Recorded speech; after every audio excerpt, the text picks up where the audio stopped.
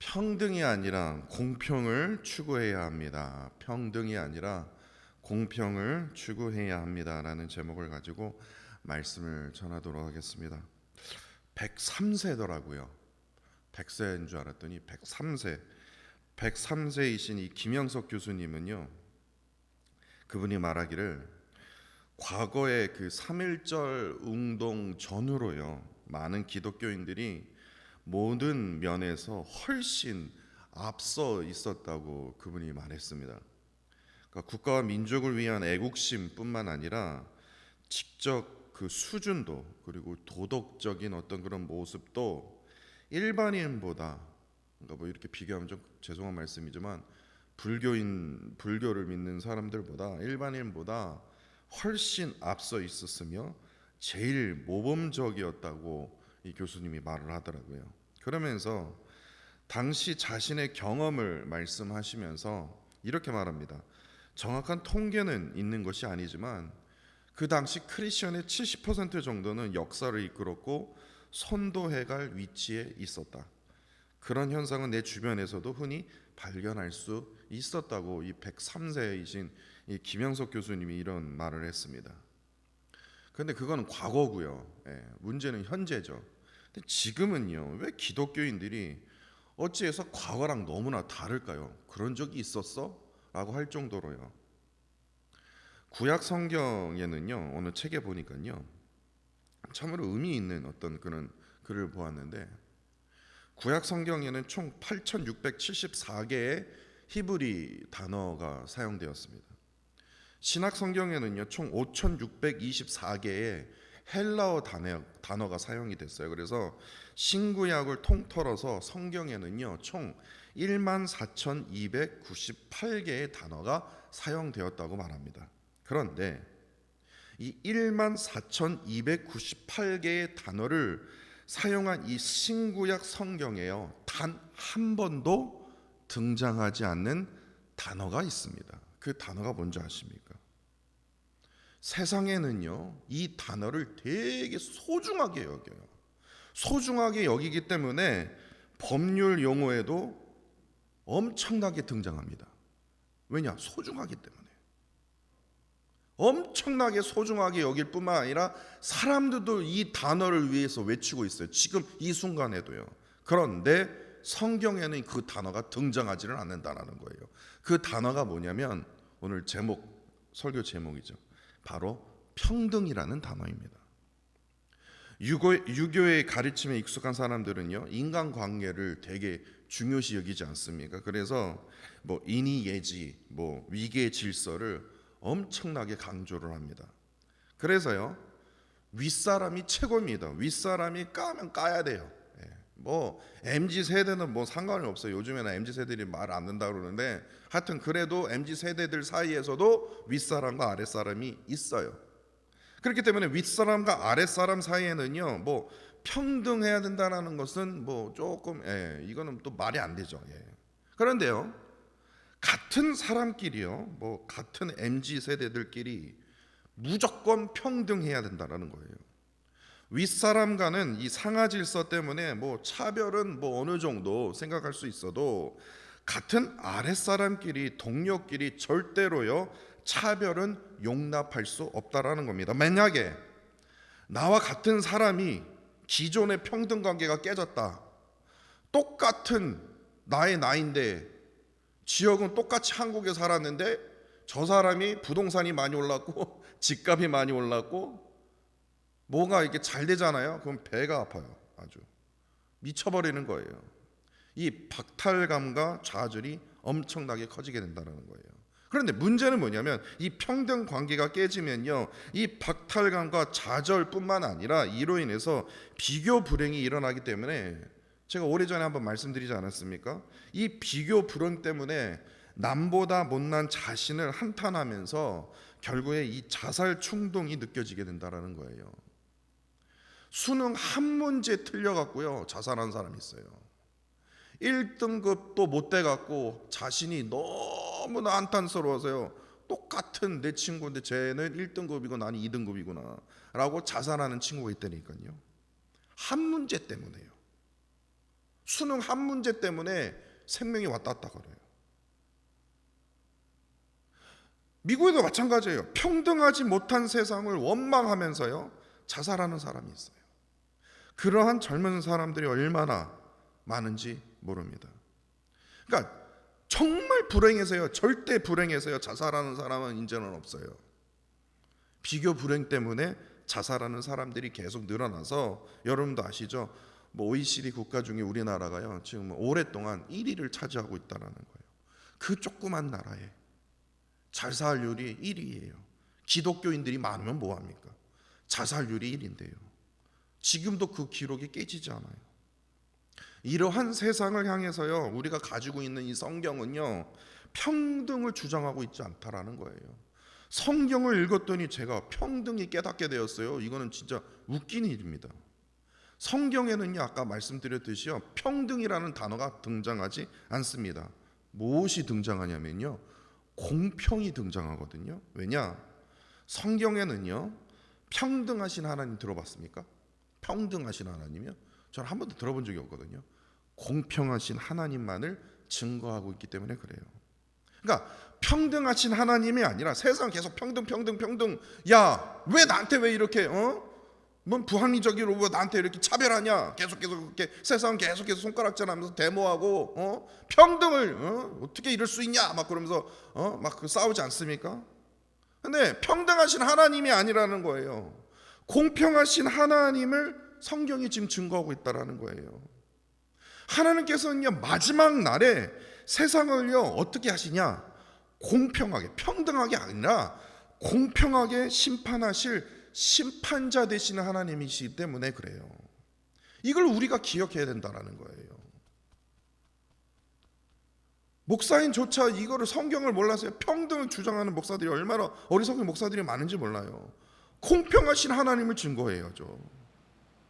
공평하게 심판하실 그 심판자 되시는 그 하나님에 대해서 우리가 반드시 뭐예요? 기억해야 된다는 거예요.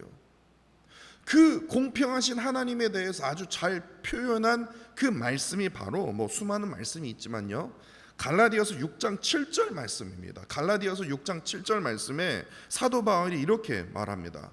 스스로 속이지 말라. 하나님은 업신여김을 받지 아니하시나니, 이제 이 이유가 중요합니다. 사람이 무엇으로 심든지 그대로 거두리라, 이 말씀이에요. 사람이 무엇으로 심든지 그대로 거두리라. 여기 아주 중요해요. 여기서 우리가 주목해야 할 부분이 바로 이거예요. 심는 대로 뭐예요? 그대로 거둔다라는 거예요. 그 원리라는 거예요. 그러니까 거둠은요, 내가 거둔다라는 것은 뭐로부터 시작이 돼요? 내가 무엇을 심으냐에 따라서 그 결과에 얻어진다라는 거예요. 계속해서 불평, 삿대질 그러면 나중에 내가 거둬지는 것은 평등일 줄 알았는데, 행복일 줄 알았는데 불평을 얻게 되고 손가락질, 서로 막 정죄하는 그런 것만 얻게 된다라는 거예요. 그러니까 거둠은요 심음의 뭐예요? 결과이기 때문에 평등을 말하지 않습니다. 평등을 말하지 않아요. 내가 뿌린 대로요. 불평하면 불평을 얻게 되는 거고 좌절하면 좌절을 얻게 되는 거예요. 그러니까 평등이 아니라 뭐예요? 공평한 거예요. 공평한 거예요.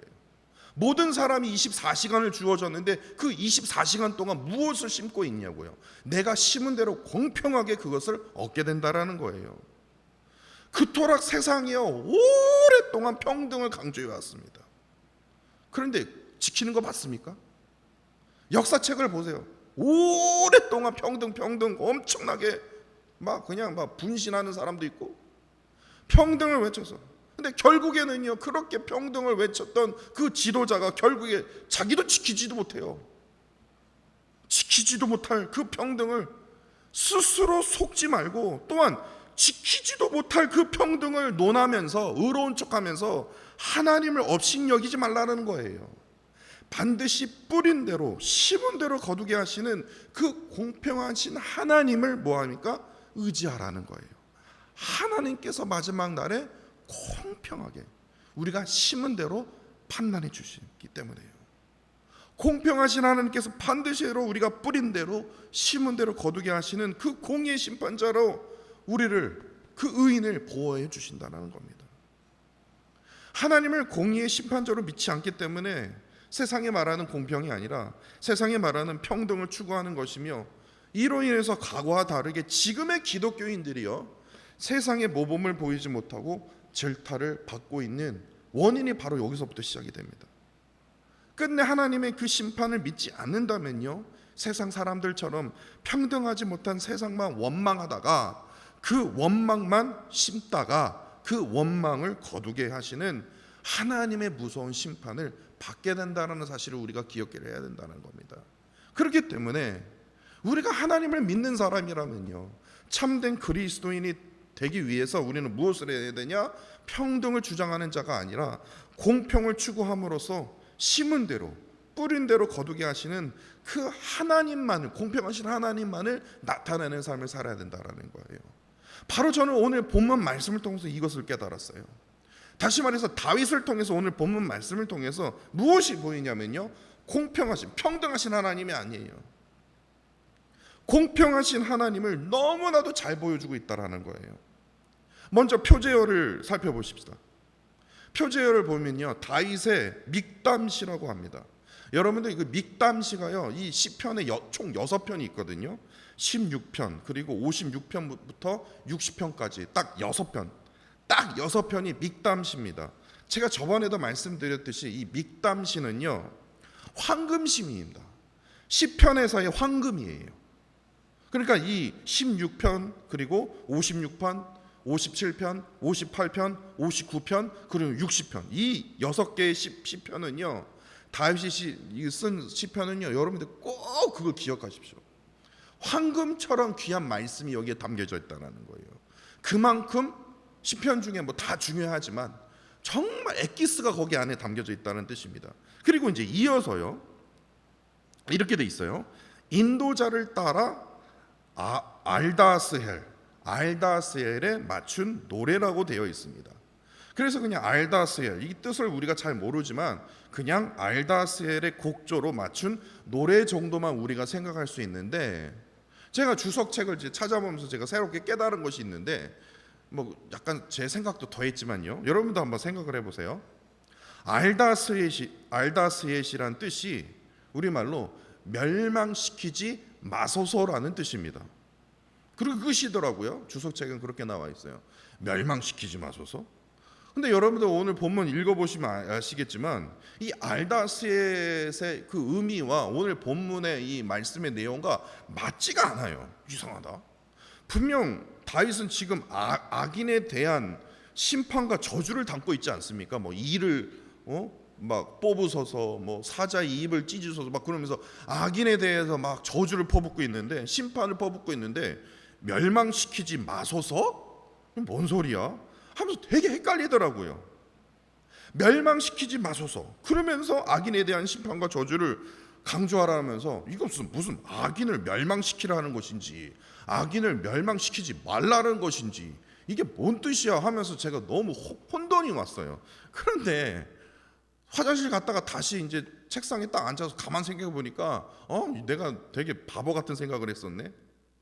지금 당연히 멸망시키지 마소서라고 다윗이 부르짖었던 그 이유는 뭐냐면, 악인이 의인을 멸망시키지 마소서라고 한 거예요. 악인이 의인을요. 왜냐? 심판자 되신 하나님만이 뭐예요? 악인을 멸망시킬 수 있기 때문에. 그런 마음으로 이 오늘 본문의 시를 쓴 겁니다.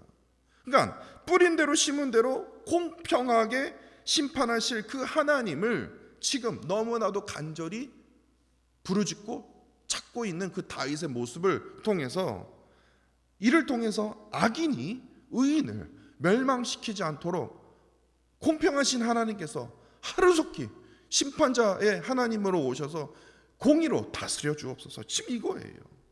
오늘 이제 본문을 깊이 살펴보면요, 먼저 1절로 5절을 말씀을 보시면요, 다윗이 왜 이 악인에 대한 이 심판과 이 저주를 퍼붓게 됐냐면, 당시 이 지도자들의 이 부패에 대한 그 규탄을 담고 있습니다.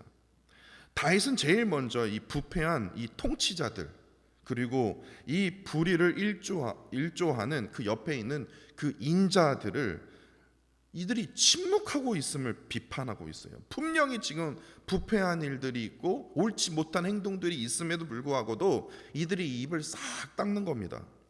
아무 말도 하지 않아요. 이거에 대해서 비판을 하고 있어요. 이들은요, 공평하신 하나님을 내세우기보다는 자신의 기준으로 생각하는 뭐예요? 평등을 내세우고 있기 때문에 그 결과 정의는 말하지 않습니다. 또한 그 결과 올바르게 판단하지 않는다라는 거예요. 내가 내 기준으로 생각하기 때문에 이것은 다른 사람이 말해도 내가 리더로서, 내가 통치자로서 아니면 아닌 거야 라고 정의를 말하지 않는다는 거예요. 올바르게 판단하지 않는다는 거예요. 그래서 다윗이요 2절에서요, 이러한 지도자들의 중심에는 오로지 뭐가 있습니까? 악한 마음에 비롯된 폭력으로 다스리고 있음을 지금 성토하고 있는 거예요. 지금 이 세상과 별반 다르지 않습니다. 똑같아요. 그러면서 아주 엄청난 저주를 퍼붓지 않습니까? 3절에서요, 이들은 태어날 때부터 악한 거예요. 태어날 때부터 하나님과 멀어진 인생이라고 말하면서 이런 말을 합니다. 그들의 인생에서 단 한 번도 의로운 적이 없을 정도다. 이 정도로 악한 지도자들이다. 이것을 강조하고 있어요. 그러면서 4절에요, 악한 지도자들이 얼마나 악하냐, 이 독사 뱀, 독사가 뱀 아닙니까? 독사 뱀을 비유를 하는데, 이 사실 독사와 뱀의 이 비유는 이 거짓말하는 자 그리고 죄의 상징이 바로 이 독사와 뱀을 상징을 하게 되는데, 특이하게도 그냥 독사와 뱀이 아니라 뭐라고 되어 있습니까? 다윗이요? 귀머거리 독사예요. 듣지 못하는 독사예요. 듣지 못하는 독사는 전 처음 봤어요. 근데 왜 귀머거리 독사라고 했을까? 5절을 보시면요, 그 이유가 있습니다. 술사가요, 그 옛날 이제 고대 때는요, 뭐 지금 하고 있는지 모르겠지만, 그 여러분들 그 영화에 그런 거 보지 않습니까? 만화 영화에 그 술사가 피리를 보면요, 그 바구니에 뭐가 합니까? 뱀이 올라갔다가 내려갔다가 막 그러지 않습니까? 지금 이거예요. 술사의 피리 소리에 그리고 또 요술에 독사도 거기에 자연스럽게 반응을 하는데, 악한 지도자들은 피리 소리가 들려도 듣지 못하고, 왜냐? 거머리이기 때문에 따르지도 않기 때문에 일반 독사들보다 더 악하다라는 거예요. 일반 독사들보다 훨씬 못한 귀머거리 독사를 지금 비교하고 있다라는 거예요. 왜냐? 이게 무슨 뜻이냐면 어느 누구의 조언도 듣지 않는다라는 거예요. 그냥 내가 판단하는 대로 내가 생각하는 게 이게 최고인 거예요. 어느 사람의 귀를 기울이지 않는 거예요. 완전 귀머거리예요. 그러면서 마음은 독사인 거예요. 거짓과 악으로 가득 차 있어요. 그러니까 독단과 독손으로 오직 사악한 악을 행하는 지도자임을 지금 다윗이 지금 강조하고 있는 거예요. 그렇기 때문에 너무나 이들의 악이 너무나 크기 때문에, 그렇기 때문에 6절에 이러한 고백을 하게 된 거예요. 그들의 입에서 뭐를 꺾어요? 이를 꺾으라는 거예요. 왜 이를 꺾으라고 할까요? 그리고 또 젊은 사자의 어금니를 꺾어달라고 합니다. 이게 어떤 뜻일까요? 어떻게 보면 되게 잔인하게 어떻게 보일 수 있으나, 젊은 사자의 힘은요 바로 이 어금니에서 시작이 되거든요. 사자가 왜 무섭습니까? 빨라서 무서운 게 아니라 물기 때문에요. 이 어금니가 엄청나게 강하거든요. 힘을 상징하거든요. 그러니까 젊은 사자와 같은 그 힘을 가진 사악한 지도자들의 그 일을 부러뜨려 주십시오. 이들이 가진 모든 힘을 하나님께서 다 빼앗아 주십시오. 이렇게 지금 강구하고 있는 겁니다. 그러면서 7절로 9절을 보시면요, 폭우로 이제 비가 많이 와서요, 비가 많이 오면 이제 홍수가 나는데, 그 홍수의 특징이 뭔지 아십니까? 금방 물이 빠져갑니다. 그러니까 갑자기 확 내렸다가 물이 그냥 금방 빠져나가. 그러니까 폭우로 급히 흘러 사라질 물과 같이 쉽게 꺾어질 화살처럼요. 그리고 뜨거운 햇볕 아래서 말라 비틀어 버리는 달팽이와 같이, 유산된 태화와 같이 땔감으로 쓸 나무가 바람에 쉽게 날려가듯이, 악한 지도자들의 이 사악한 악이 실현되기도 전에 제일 먼저 하나님의 공의와 그 심판으로 자연의 힘 앞에서 덜덜덜 떠는 연약한 인간의 존재에 같이 하나님의 그 공의한 심판으로 하나님께서 이들을 뭐예요? 하루속히, 제발 하루속히 심판해 주십시오. 심판해 주십시오. 이처럼 다윗의 비유에서 보듯이요, 사악한 지도자들의 악보다 더 무서운 것이, 바로 더 두려운 것이 뭐예요? 하나님의 심판이기 때문에 그래요. 자연 앞에서, 자연의 힘 앞에서 아무것도 할 수 없는 존재거든요. 하나님의 심판.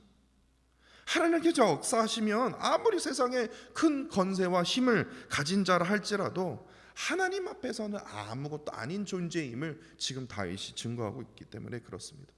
그렇기 때문에 세상의 불의한 힘이 너무나 크게 느껴질 때, 진짜 평등하지 못한, 공평하지 못한 세상을 향하여서 우리가 원망하기보다는요, 우리가 이럴 때면 이럴 때수록 우리가 뭐를 해야 됩니까?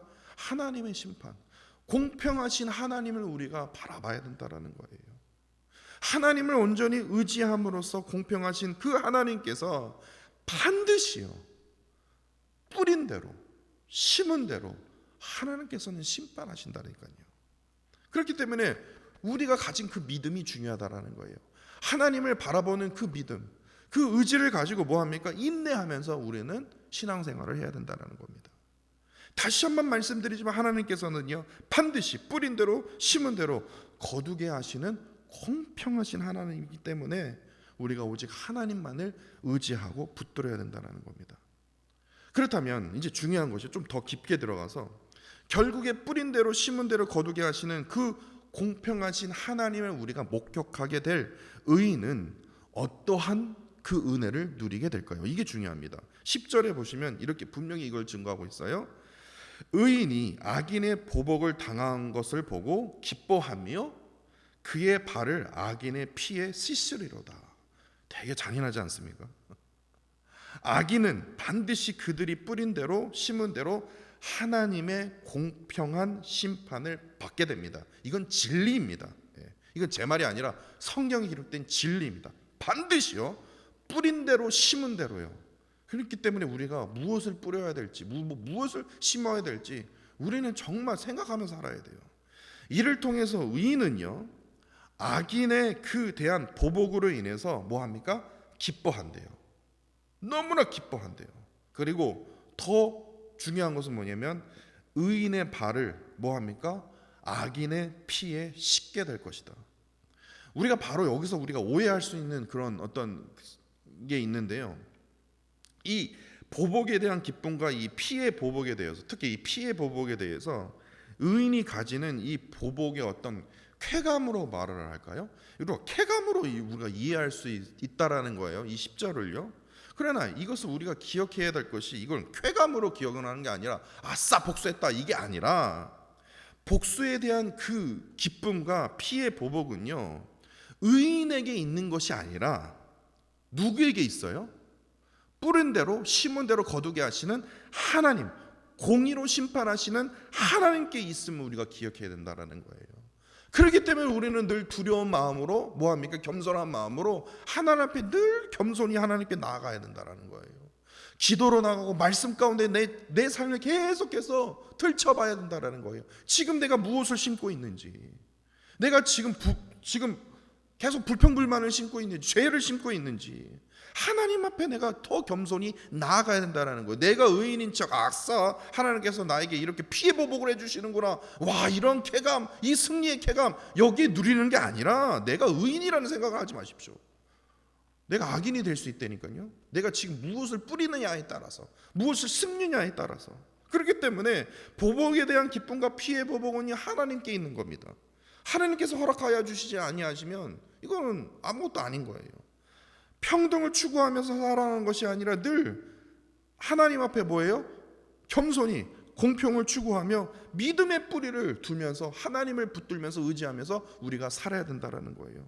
그러면서 다윗은 이어서 마지막으로 11절에서 이렇게 고백하지 않습니까? 그때의 사람의 말이 진실로 의인에게는 가품이 있고 진실로 땅에서 심판하시는 하나님이 계시다 하리로다. 이제 여기서 이제 중요한 게 있어요. 여기서 진실로 의인에게 가품이 있다, 보복이 있다 이렇게 해석하시면 안 됩니다. 히브리어 성경을 직역하면요, 이 갚음보다는 열매로 해석이 됩니다. 그러니까 진실로 의인에게는 열매가 있다라고 우리가 이것을 해석을 해야 된답니다. 다시 말해서 믿음의 뿌리를 두어 믿음을 심는 의인에게는 뭐예요? 하나님께서 보복이 있다 이게 아니라 뭐예요? 승리의 열매가 있다라는 그 믿음을 가지고 우리가 나가야 된다는 거예요. 의인이 땅에 그 믿음의 뿌리를 두게 되어 맺게 되는 그 승리의 열매를 통해서 모든 사람들이 뭐예요? 하나님을 느끼게 된다는 거예요. 하나님을 체험하게 된다는 거예요. 그러한 놀라운 은혜를 우리에게 체험하실 것이다. 지금 다윗이 이렇게 고백하고 있다는 겁니다.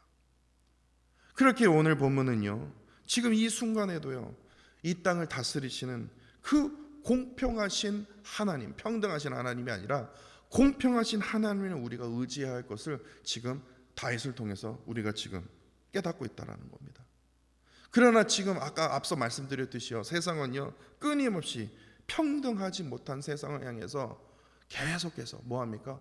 팻말을 들고 서로 삿대질하고 서로 욕하고 정죄하고 평등하지 못한 세상을 바라보며 저주하고 자기의 목숨을 끊어버리고 그러한 안타까운 일들이요, 사건 사고가 지금 이 순간에도 계속해서 이어지고 있다는 거예요. 왜 이러한 현상들이 일어납니까? 참으로 안타까운 거예요. 이분들이 잘못한 것이 아니라 왜냐? 모르기 때문에, 말씀을 모르기 때문에, 다시 말해서 공평하신 하나님을 한 번도 느껴본 적이 없기 때문에 이러한 안타까운 일들이 일어나는 거 아닙니까? 오직 공평하신 하나님을 붙들고 의지할 때만이 뭐예요? 마지막 날에 심은 대로 뿌린 대로 거두게 하시는 그 하나님을 체험하게 될 텐데, 근데 믿는 우리 또한 뭐합니까? 세상 사람들처럼요, 공평하신 하나님을 보지 못하고 계속해서 절대로 평등하지 못할 세상을 향해서 평등해야 되지 않냐, 왜 나만 이러냐 라고 우리가 정죄하는 인생이 아닌지, 지금 내가 우리 살면서요, 좋은 미국 땅에 살면서도요 만족하지 못해요. 좋은 것을 누리고 있어도요 힘들대요. 아니, 이보다 더 좋은 나라가 어디 있습니까? 아무튼 제가 잘하는 것이 아니라 힘들대요. 평등하지 못한대요. 다른 사람은 나보다 더 좋은 것 같아요. 계속 비교하러 나라는 거예요. 이런 삶을 살면요, 이런 생각을 계속 심는다면, 뿌린다면요, 결국에 무엇을 얻겠습니까? 무슨 열매를, 승리의 열매요? 그건 뭐 더 멀어지지 않습니까? 앞서 여러 번 말씀드린 것처럼요, 공평하신 하나님께서는요, 우리가 뿌린 대로 심는 대로 거두게 하시는 심판자 되시는 전능하신 하나님이심을 꼭 늘 기억하시기를 원합니다. 그 공평하신 하나님에 의해서 악인은 뿌린 대로 심은 대로 반드시 심판을 받게 될 것이며, 의인 또한 뿌린 대로 심은 대로 하나님께서 보상을 해주실 것이기 때문에 그렇습니다. 불의한 세상 가운데 어리석게도 평등을 외치는 자가 아니라 늘 공평하신 하나님을 나타내며 늘 말씀의 진리대로 행하며 올바르게 행함으로써 이를 통해서 공의의 심판자 되시는 그 하나님을 우리의 삶 속에서 늘 체험하고 목격하게 되는 참된 의인으로 살아가시는 저와 사랑하는 성도 여러분들이 되시기를 간절히 원합니다. 기도하겠습니다. 악한 세상을 보거나 악한 상황을 목격하게 되면 우리가 너무나 연약한지라 쉽게 낭망하게 됩니다.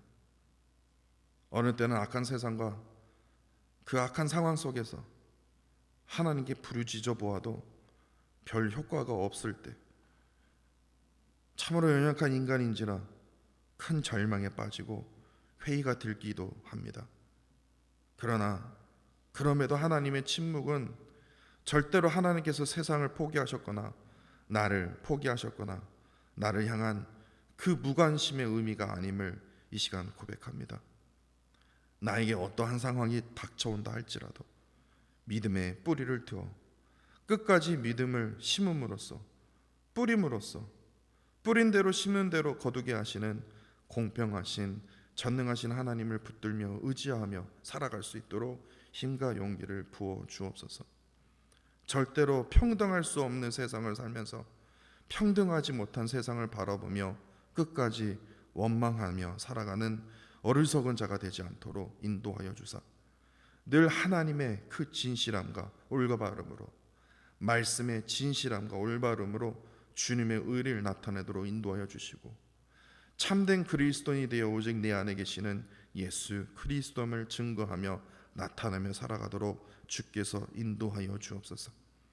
하나님의 공의로운 그 심판을 믿고 의지함으로써 오늘 본문의 다윗처럼 늘 깨어 기도로 부르짖게 하여 주시고, 주께서 허락하신 그 사명에 따라 살아감으로 이를 통해서 뿌린 대로 심는 대로 보상을 받는 참된 의인의 삶을 통해서 하나님의 놀라운 은혜와 축복을 누리며 살 수 있도록 주께서 역사하여 주옵소서. 주님 사랑합니다. 감사드리며 예수 그리스도 이름으로 기도합니다. 아멘.